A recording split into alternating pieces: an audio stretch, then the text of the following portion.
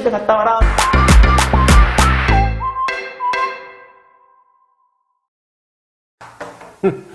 안녕하세요. 오늘 또 우리 감독님 한 번만 더 할게요. 죄송합니다. 라고 할 줄 알았죠. 오늘 또 이렇게 또 시작을 재밌게 또 한번 유머스럽게 또 시작을 해봤습니다. 왜냐면 가끔 가다가 이렇게 안녕하세요 하고 이렇게 인사를 갖다가 하고 시작하면 매번 똑같은 반복이니까 나도 선생님도 지루해요. 그러니까 오늘은 이렇게 뒤돌아서서도 한번 해보고 또 이렇게 또 엔진 한 것처럼도 해보고 이게 인터넷 강의 정말 매력이죠. 자, 여러분들도 가끔 가다가 이렇게 실수하려고 할 때 있잖아요. 그 실수하세요. 그 실수하고 다시 하면 돼요. 그 대신 꼭 다시 해야 된다라고 하는 거를 여러분들 마음가짐 속으로 좀 잘 이렇게 알고 계시면 좋겠습니다. 자, 그러면 오늘도 NG 없는 강의 또 시작해 보면서 오늘은 바로 질량 보존의 법칙을 공부해 보도록 하겠습니다. 자, 단두대에 우리 이슬로 사라졌던 비운의 천재 바로 라부아제가 얼마? 1772년에 만들었던 바로 이 질량 보존의 법칙. 이것 때문에 우리가 화학 공부를 지금 하고 있다라고 생각해도 과언이 아닙니다. 왜? 모든 물질들은 우리 그 질량이 그대로 그죠, 유지가 되어지는 거죠. 자, 근데 어떤 때 유지가 되어지냐면 바로 반응하기 전, 즉 화학 반응하기 전이나 물리 변화가 있기 전에 총질량, 물질의 총질량. 근데 그것이 반응이 끝난 후 생성되어진 물질이나 또 물리 변화가 있은 뒤에 그 물질의 총질량이 뭐하다? 같다. 이게 바로 질량 보존의 법칙이에요. 자, 근데 이 질량 보존의 법칙은 언제든지 다 성립하느냐? 성립하죠. 여기에도 이 부분의 물리 변화에서도 우리 성립되고요. 자, 그 다음에 화학 변화에서도 우리가 반드시 이 부분이 성립됩니다. 자, 그리고 그 성립되어지는 이유가 있다라고 하면 이유가 무엇인가 우리 고민을 갖다 해봐야 되는데 그 이유는 딱 하나예요. 바로 물질을 구성하고 있는 분자가 아니라 원자 수준에서 원자의 종류하고 그 원자의 수가 뭐하기 때문에 변해 안 변해? 변하지 않기 때문이죠. 자, 변하지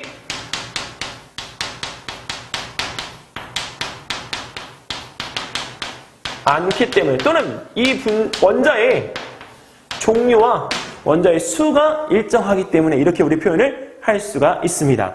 자, 그러면 여기에서 우리가 이 질량 보존의 법칙이 성립되어진다라고 하는 것을 화학 반응으로 알아봐야 되는데 일단은 앙금 생성 반응, 그 다음에 기체 발생 반응, 그 다음에 우리 또 연소 과정에서 이 질량 보존의 법칙이 성립되어지는 여러 가지 예들이 있습니다. 자, 근데 지금은 앙금 생성에 대한 반응만 가지고 질량 변화가 왜 어떻게 유지가 되는지 변화가보다 질량의 변화가 있는지 없는지 그 부분에 대한 걸 살펴보도록 할게요. 자, 일단 첫 번째 염화나트륨. 염화나트륨은 우리가 NaCl 그렇죠? 질산에는 AgNO 3라고 하죠. 이 두 개가 결합해서 우리가 자, 화학 반응을 하게 되면 자, 누구하고 누가 나타나냐면 바로 그렇지 AgCl이 결합하고 NaNO3 자, 이렇게 하면서 AgCl 얘는 어떻게 된다? 침전되어진다는 거 화살표로 꼭 표시해줘야 되죠. 그래서 여기에서 우리가 이 염화나트륨이 질산은하고 우리가 결합을 하게 되면 바로 질산 나트륨이라고 하는 분자 형태로 바뀌면서 바로 그렇죠. 염화은을 형성하게끔 되어집니다. 근데 여기서 나트륨 한 분자, 그 다음에 염소 한 분자. 자, 여기 있는 부분도 마찬가지죠. 그 다음에 은 한 분자, 질산이온, 그렇죠. 한 분자. 자, 자, 어떻게? 똑같은 거지. 그래서 원자의 개수가 우리 전체적으로 변하지 않기 때문에 질산을 갖다 이루고 있는 N과 O의 질소, 그치, 산소 원자도 그 숫자가 바뀌지 않잖아요. 그러니까 이 염화나트륨과 질산은의 화학 반응에서는 바로 질량이 그치 유지가 된 거죠. 자, 그래서 반응 전과 반응 후에 총질량이 뭐하다? 같다. 자, 이번엔 탄산나트륨입니다. 탄산나트륨은 Na2CO3 하고 염화칼슘 CaCl2가 화학 반응을 하는데 자, 이거 화학 반응하게 되면 나트륨하고 여기는 염소하고 반응해서 ENaCl 그리고 나서 침전되어지는 건 누구만 침전되어진다? CO3만 우리가 침전되어지게끔 되죠. 자, 여기는 이 부분에서 탄산나트륨과 염화칼슘도 역시나 마찬가지로 화학 반응을 하게 되면 자, 염화나트륨 두 분자와 그 다음에 탄산칼슘 한 분자를 갖다 형성하면서 반응 전과 반응 후에 원자의 종류와 원자의 개수를 그렇죠 유지합니다. 그러므로 반응 전의 총질량과 반응 후의 총질량 역시 같다. 자, 황산나트륨은 우리가 Na2SO4 자 더하기 염화륨 BaCl2 자 얘가 화학 반응하게 되면 이거 어떻게 돼요? 그렇죠. 2NaCl 플러스 BaS4 이것이 침전되어지게끔 되죠. 자, 이런 형태를 우리가 하게 되면 여기는 이 부분에서도 똑같이 자, 여기서 염화나트륨 두 분자와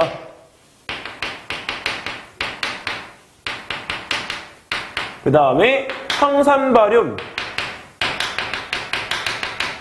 생성되어지면서 앙금으로 침전되어지게끔 됩니다. 하지만 반응 전과 반응 후의 총질량은 같다.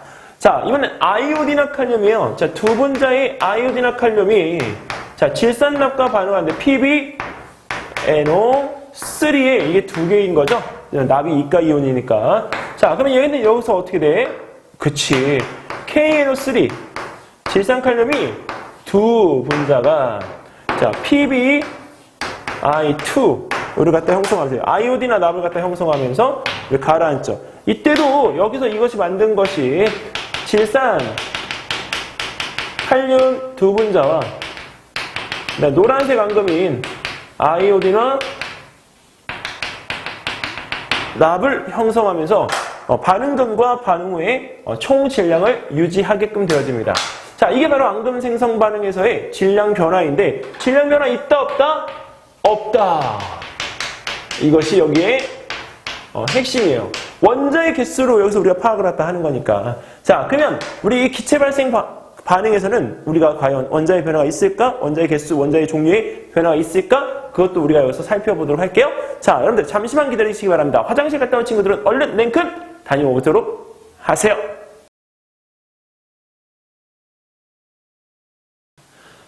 자, 이제 우리 화장실도 한번 갔다 왔겠다. 잠깐 쉬었다 가겠다. 자, 이제 또 마음 심기일전해서 다시 공부해야 되겠죠. 자, 이번에 우리 두 번째는 우리 기체 발생 반응에서의 질량 변화인데 이 질량 변화 있을까요? 없을까요? 없어요. 질량 변화 없다입니다. 없다. 왜? 우리가 공부하고 있는 것이 바로 뭐니까? 질량 보존의 법칙이니까 당연히 없다인 거죠. 자, 근데 한 가지 지켜줘야 될 게 이 기체 발생 반응은 우리 기체를 공기 중으로 날아가 버리잖아요. 그러니까 그 정확한 측정을 갖다가 할 수가 없는 게 단점이에요. 그래서 우리가 이 부분에 대한 화학 변화에 대해서 이 기체 발생 반응의 질량 변화에 대한 측정을 하려면 지금 그림처럼 밀폐되어진 용기, 닫힌 용기가 우리가 필요합니다. 자, 여기 탄산칼슘하고 묽은 염산하고 반응을 갖다 시키게 되면 탄산칼슘이 CaCO3 그 다음에 묽은 염산은 HCl인데 이게 몇 분자가 필요할까요? 두 분자가 필요합니다. 두 분자. 자, 두 분자가 필요하니까 이것을 갖다 반응시키게 되면 CaCl2 플러스 그렇지. 여기 얘하고 얘하고 결합해서 H2CO3가 아니라 자, H2O하고 CO2 이산화탄소 기체가 발생이 되어져요. 그 발생되어진 이산화탄소 기체가 날아가는데 이 열린 용기 같은 경우는 이로 우리가 이산화탄소가 날아오게끔 되어지면 이산화탄소 기체만큼의 질량이 빠져나간 거잖아요. 그러니까 당연히 그쵸 질량에 대한 차이가 있게끔 되어집니다. 그래서 이렇게 닫힌 용기를 갖다가 이용해서 하게끔 되어지면 자, 반응 전 이것들에 대한 총 질량과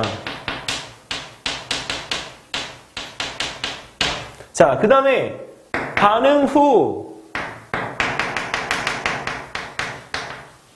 후의 총 질량이 변화가 있다 없다? 변화가 없다입니다. 자, 자, 그렇다면 이런 화학 반응에서 발생되어지는 기체 발생 반응이 어떤 질량 변화도 없다면 아까 선생님이 전에 설명했던 마그네슘과 묽은 염산과에서 발생하는 수소 기체의 부분에서는 질량 변화가 나타날까요? 안 나타날까요? 안 나타나겠죠. 그것도 한번 해볼까요? 자, 마그네슘이 우리가 여기 있는 이 부분에서 우리 지금 두 분자의 묽은 염산, 염화수소하고 반응을 갖다 하게 되면 자, MC 자, Cl2 플러스 H2 하고 기체 발생 반응. 근데 이 반응 전과 반응 후에 원자의 종류, 원자의 개수 바뀌었어요? 안 바뀌었어요? 안 바뀌었죠? 그러니까 여기서 당연히 닫힌 용기상에서는 어떻게 된다? 질량에 대한 변화가 있다 없다? 없다. 자, 이것도 역시나 마찬가지로 반응 전과 반응 후에 총 질량은 서로 뭐하다? 같다입니다. 자, 이렇게 우리가 질량 보존의 법칙에 의해서 화학 반응 전과 화학 반응 후에 질량에 대한 변화가 없다라고 하는 것을 계속 알아보고 있는데 이 연소, 태우는 과정에서는 사실 질량에 대한 변화가 있지 않을까 이게 고민을 해요. 왜? 이거 어떻게 닫힌 용기로 할 수도 없고. 근데 그렇다고 해서 우리가 그 부분에 대한 것이 지켜지지 않는 것은 아닙니다. 여기 강철송 같은 경우에는 우리가 예전에 라부아제 실험을 갖다가 근거로 해서 우리가 생각을 해보면 자, 철이 가열을 하게 되면 나중에 질량이 증가해요. 철은 우리가 연소 후 자, 강철솜의 질량은 증가하는데 이게 왜 증가하냐면 공기 중에 있던 산소가 와서 여기에 결합하기 때문이에요. 자, 이것이 결합해서 만들어진 게 바로 산화철입니다. 자, 그러면 여기서 우리가 철 자체만으로 봤을 때는 질량이 증가한 거지만 산소가 와서 결합하는 반응 전에 이 총 질량은 만들어진 산화철의 총 질량과 비교했을 때 다를까요? 아니죠. 이거 같죠. 그래서 여기 있는 이 반응 전에 총 질량은 반응 후에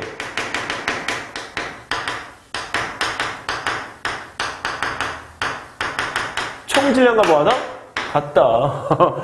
자, 근데 이런 경우는 산소가 와서 결합한 건데 우리가 나무 같은 것을 갖다 태우게 되면 연기나면서 다 날아가 버리잖아요. 나중에 뭐만 남아요? 재만 남지. 그러니까 당연히 부피도 작아졌으니까 질량이 작아질 거 아니야 이렇게 하는데 그 날아간 우리 기체들의 질량까지 여러분들 같이 해야죠. 그래서 나무하고 산소가 결합해서 연소한 이 반응 전의 총 질량은 자, 태우고 난 뒤에 날아간 기체인 이산화탄소와 수증기 질량 그리고 제의 우리 질량까지 하게 되면 이것의 총 질량과 함께 비교했을 때 그 질량은 어떻다? 서로 같다. 그래서 여기 연소 반응에서의 질량 변화도 있다 없다? 여기도 없다. 자, 라부아제가 이렇게 해서 우리가 이야기를 갖다가 하기 위해 만든 법칙이지만 실제 실험에서 우리가 가장 많이 쓰고 있기 때문에 이 부분에 대한 설명 없이는 다른 것들에 대한 화학 법칙을 설명할 수가 없습니다. 그렇기 때문에 여기는 이 질량 보존의 법칙만큼은 여러분들이 잘 기억해 두셔야 돼요. 자, 그러면 질량 보존의 법칙을 가지고서 여러분들이 다음 시간에 일정 성분비의 법칙을 갖다 배워볼 텐데 구리하고 산소의 비, 그다음에 수소하고 산소의 비 이런 것들에 대한 부분들을 몇 대 몇 확실하게 선생님이 가르쳐드리면서 할게요. 선생님이 가르쳐주는 그 내용만 딱 하면 1분도 안 걸려요. 하지만 왜 그런지에 대한 부분들은 또 알아봐야 되겠죠. 자, 여러분들 오늘 하루도 좋은 그 다음에 기쁜 네, 또 행복한 일들이 많은 하루들 되시기 바라고요. 여기까지 공부했던 것들 꼭 끝난 뒤에도 정리 다시 한번 해보시기 바라겠습니다. 자, 선생님은 여기까지 해서 정리 끝내고요. 다음 시간에 만나도록 할게요. 여러분들 안녕히 계세요.